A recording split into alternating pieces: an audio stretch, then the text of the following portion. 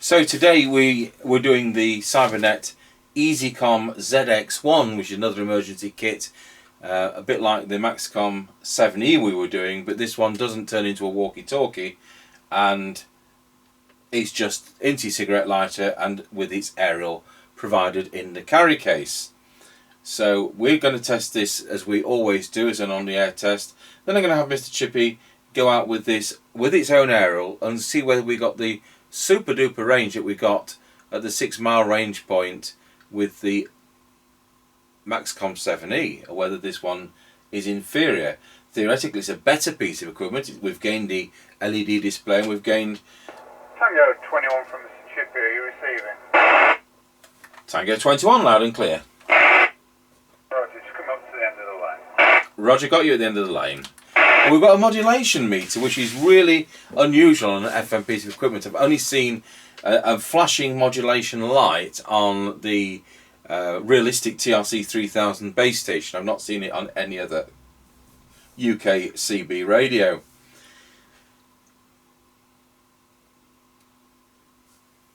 I've seen Ancaster service station. Roger, got you at Ancaster service station. So, if you didn't see the repair video, it might be worth looking at. When it's a bit of a tatty unit, you know, it's gaping around the edges and the badge is missing there, and the output transistor wasn't bolted to the heatsink. It's clearly been changed. We've had to tidy up the soldering there, but it did work on that. But without it being bolted to the heatsink, the thing would have probably failed. Square wheeled at Ancaster Crossroads, over. Roger, got you at Ancaster Crossroads.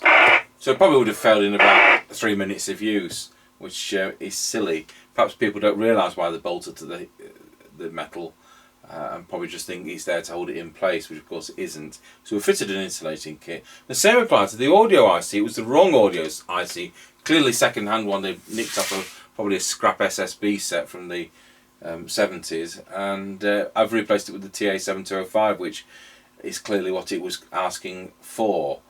I haven't got a circuit diagram, so if anybody's got a circuit diagram out there, we don't have the instruction book either.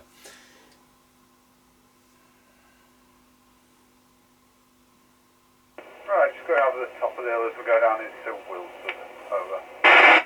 Roger, got you at the top of the hill. So his next call is going to be Scratchy Corner.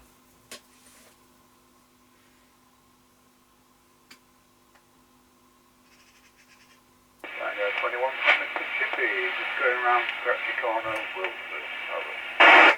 Roger, got you going round Scratchy Corner at Wilsford, over. Oh, that was alright, wasn't it?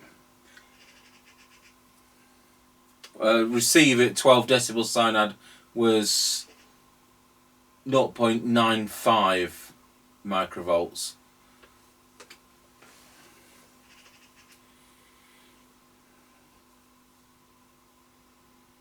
Right, just going over Wilson Level Crossing, over.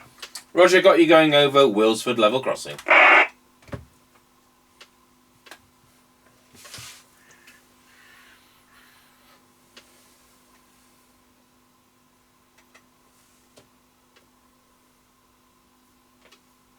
We're now passing the Kelby turn.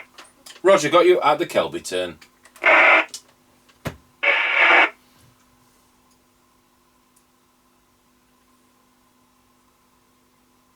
We're now passing the Grayleys turn, over.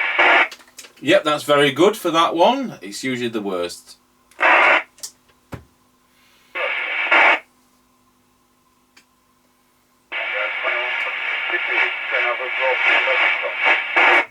Roger, got you at Rorsby Level Crossing, and I understand you're going shopping. Okay, catch you later on. Thank you for the test. 10-10. Well, that worked fine, so no problem with that, as we use it as a base station. So the next test with this, we'll be using it as intended with its own magnetic aerial on the car. I'll just go over to our Harrier CBHQ base station and we'll just see what that sounds like.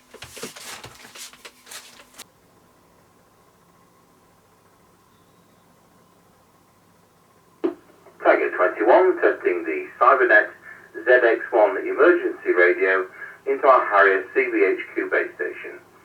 Testing 1 2 3 4 5.